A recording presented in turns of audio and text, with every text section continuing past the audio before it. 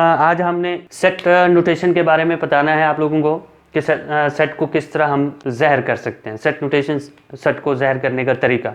पिछला जो लेक्चर हमने दिया था वो सेट के मुतालिक था कि सेट क्या होता है। आज जो हमारा लेक्चर है वो सेट नोटेशन पे हुआ कि हम किसी सेट को कैसे ज़हर कर सकते हैं, वो कैसा होता है।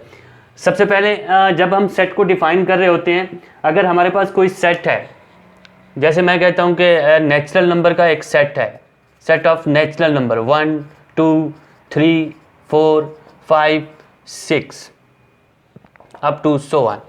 तो हमारे पास एक नेचुरल नंबर का सेट है।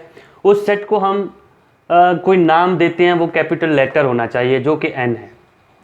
n इज इक्वल टू, ये हमारे पास नंबर हैं। अब कैपिटल लेटर हम कहते हैं कि जब एक सेट होता है उसको एक नाम देते हैं, वो कैपिटल लेटर होना चाहिए, वो n है। यानी कैपिटल लेटर से मुराद ये हो सकता है कि हमारे पास अल्फ़ाबेटिक जो होते हैं A B C D up to so on. तो ये जो अल्फ़ाबेटिक होते हैं हमारे पास इंग्लिश के, तो यहीं से हम चूज़ करते हैं। कोई भी हम सेट चूज़ कर सेट लिखते हैं कि हाँ, जैसे कि ये है सेट ऑफ नेचुरल नंबर, इसको हम नाम देते हैं, वो n से दे दिया। कोई और सेट लेंगे, उसको और नाम दे देंगे। और सेट को लिखने का और तरीका यही है कि उसके जो नंबर हैं कॉमे में लिखें हम। ये देखो, एक नंबर के बाद कॉमा है, दूसरे नंबर के बाद कॉमा है, तीसरे नंबर के बाद कॉमा है। ऑब्जेक्ट्स, और जो हमारे पास ऑब्जेक्ट्स हैं, तो कोई भी हमारे पास वही नेचुरल सेट है हमारे पास, तो हम कहेंगे कि ये 1 2 3 4 5 अप टू सो ऑन 6, ये नंबर जो हैं इसे हम क्या कहते हैं? ऑब्जेक्ट्स कहते हैं। सेट कैपिटल लेटर से शो करते हैं, जो इंग्लिश के अल्फ़ाबेट होते हैं, जैसे मैंने एग्जांपल दी नेचुरल नंबर की उसमें। अब हम दूसरी बात सेट नोटेशन में ये देखते हैं ऑब्जेक्ट्स, यानी कि ऑब्जेक्ट्स क्या होते हैं। मतलब कोई हमारे पास वही नेचुरल नंबर का सेट है, उसमें जो नंबर हैं, जो एलिमेंट्स हैं, इसे नंबर भी बोलते हैं, एलिमेंट्स भी बोलते हैं। तो उस एलिमेंट्स को हम क्या बोलते हैं? ऑब्जेक्ट्स। यानी कि पहली बात ये होगी कि उसे कोई कैपिटल लेटर होना चाहिए। दूसरी बात ये है कि उसमें कुछ होना भी चाहिए। क्या होना चाहिए? कोई ऑब्जेक्ट्स होनी चाहिए। तीसरी बात हमारे पास क्या हो गई? ये हमारे पास ब्रेसेस है, जिसे हम दरमियानी ब्रैकेट भी बोलते हैं, इंग्लिश में इसे ब्रेसेस बोलते हैं। अब ये हमारे पास ब्रेसेस है, मतलब ये है कैपिटल लेटर हो गया, उसके बाद ऑब्जेक्ट्स हो गया, उसके बाद ब्रेसेस, तब जाके हमारा एक कंप्लीट जाके बनता है सेट। के हमने कहा कि एक सेट था, उसको हम कैसे शो कर रहे हैं? कैपिटल लेटर से। वो इंग्लिश के कुछ भी हो सकते हैं, ये हो गया, ऑब्जेक्ट्स हो गए, उसमें ऑब्जेक्ट्स भी हो गए, और हमने ब्रेसेस भी उसमें पुट कर दी कि ये हमारे पास सेट को शो करने का तरीका है। अब चौथा पॉइंट आता है एलिमेंट। जिस तरह हमने ये देखा है कि हमारे पास कैपिटल लेटर होते हैं किसी सेट को शो करने के लिए, तो हमारे पास जो एलिमेंट्स हैं, फर्स्ट करो मैं 4 एलिमेंट्स, 4 अल्फ़ाबेट लेता हूँ ABC के, उनको नाम दे देता हूँ A, यानी कि A B C D up to 4। तो इसमें देखें, हमने ये कहा था, पहले पॉइंट में यही कहा था कि हमारे पास जब सेट को शो करते हैं वो कैपिटल लेटर होना चाहिए। कैपिटल लेटर होने का मतलब ये है कि कोई भी सेट है उसका नाम दें वो कैपिटल हो, लेकिन उसमें जो एलिमेंट्स हैं या ऑब्जेक्ट्स हैं हमारे पास, वो जो होते हैं वो बिल्कुल स्मॉल होते हैं, बड़े नहीं होते।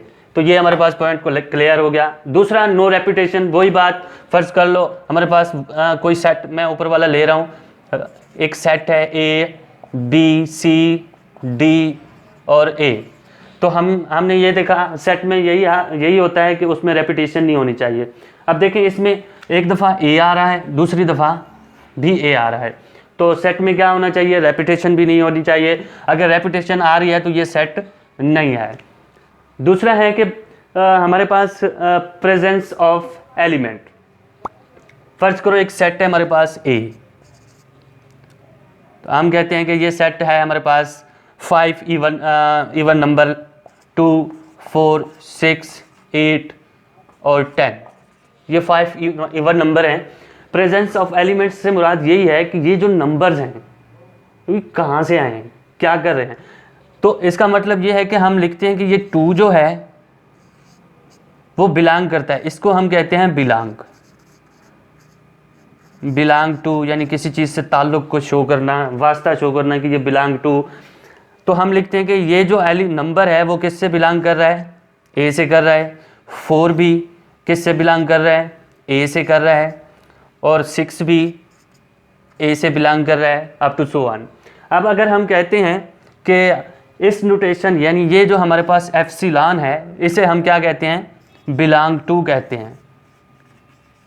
किसी सेट के एलिमेंट्स का इस सेट से हम ताल्लुक़ शो कर रहे हैं तो उसको हम बिलोंग कहते हैं। दूसरी बात, अगर इस एलिमेंट्स में देखो, इस नंबर में देखो, अगर मैं कहता हूँ कि 11 बिलोंग करता है ए से, तो ये बिलोंग नहीं कर रहा। तो हमने ये कहा कि 2 इससे बिलोंग कर रहा है, 4 भी इससे, 6 भी इस तरह, अप टू सो ऑन। तो अगर हम कहते हैं बिलोंग, कोई चीज़ बिलोंग कर रही है तो उसे हम बिलोंग टू कहते हैं, और जो चीज़ बिलोंग नहीं कर रही हम कहते हैं डज नॉट बिलोंग। अब इस तरह एप्सिलॉन के ऊपर ये लाइन डाल देते हैं तो ये हमारे पास 11 इसमें है नहीं, तो ये इसमें बिलोंग नहीं कर रहा। अब दूसरी चीज़, एक और हमारे पास पॉइंट है, तो इधर से ही मैं कर देता हूँ।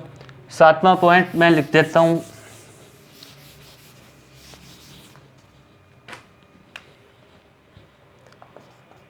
सेवन पॉइंट ये होगा, हमारे पास कोई सेट है, ऑर्डर ऑफ सेट। एक सेट हमारे पास ये है 1 3 4, दूसरा सेट ये है हमारे पास 3 1 4। तो ऑर्डर से क्या मुराद है कि हमारे पास एक सेट है ए, उसके एलिमेंट्स 3 हैं, दूसरा सेट है बी, उसके भी एलिमेंट्स हमारे पास कितने हैं, 3 हैं। तो हम उनके एलिमेंट्स 3 हैं लेकिन उनका ऑर्डर चेंज है, मतलब एक नंबर पे अब ये 3 आ गया, 3 नंबर पे 1 था, तो ये इसमें एक्सचेंज हो गया। तो फिर हम कहेंगे कि ये नंबर तो सेम है, इसको हम इस तरह भी कह सकते हैं फिर कि ये ए इज इक्वल टू बी। ये दोनों सेट आपस में क्या है, इक्वल हैं, चाहे इनके अरेंजमेंट डिफरेंट हो, इससे हमें कोई फ़र्क नहीं पड़ता। 8 पॉइंट जो है वो थोड़ा सा देख लें। तो 8 पॉइंट में क्या है, फर्ज करो हमारे पास एक सेट है, वही ऊपर एक सेट ले लेता हूँ 1 3 4। एक सेट है, मतलब एक सेट में एक सेट आ जाए तो उसे हम क्या कहते हैं, एक रुकन ही, एक नंबर ही, एक एलिमेंट्स ही कहते हैं। जैसे कि एक सेट ये है, दूसरा सेट मैं बना रहा हूँ, ये सेट बी है, इसमें 6 ले रहा हूँ, इसके 7 ले रहा हूँ, अब उसमें एक सेट ले रहा हूँ 1 3 4। अब देखें कि हमारे पास 8 पॉइंट जो है एक सेट था, दूसरा हमने सेट लिया, उस दूसरे सेट में ये वाला सेट हमने लिख दिया। अब ये 1 एलिमेंट्स काउंट होगा। 1 एलिमेंट्स क्या मतलब, मैं यूँ कह दूं कि ये 1 3 4 एक सेट है जो ये है। अगर वही सेट किसी और सेट में आ जाए तो उसे 1 एलिमेंट या 1 ऑब्जेक्ट माना जाता है। तो 8 हमारे पास क्या हो गया, ए इज इक्वल टू ये सेट था, बी इज इक्वल टू 6 7 1 3 4, ये सेट और ये सेट।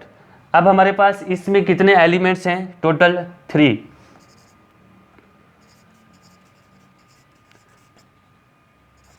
तीन एलिमेंट्स हो गए, तो 8 ही पॉइंट बनते हैं सेट को ज़ाहिर करने के लिए कि कितने उसको ज़ाहिर कर सकते हैं हम। पहले पॉइंट से लेकर 8 पॉइंट तक हमने देखा। इसको दोबारा देख लें कि एक सेट था, हमने एक दूसरा सेट लिया, उस सेट में इस सेट को हमने पुट किया, तो इसे हम क्या कहेंगे, इसका जो एलिमेंट्स हैं टोटल 1 2, ये टोटल 3 हो गए, इसे 1 एलिमेंट समझा जाएगा।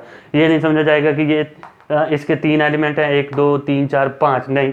तो ये एक सेट है, यानी कि उसके अंदर जितने भी सेट पुट करते जाएं वो 1 1 एलिमेंट्स के बराबर होंगे। आज के लिए इतना।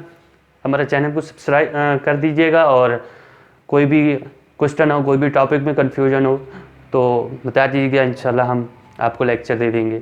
उसमें कोशिश करेंगे जितना हम में है हम उतना आपको लेक्चर दें। अल्लाह हाफ़िज़। आज के लिए इतना ही।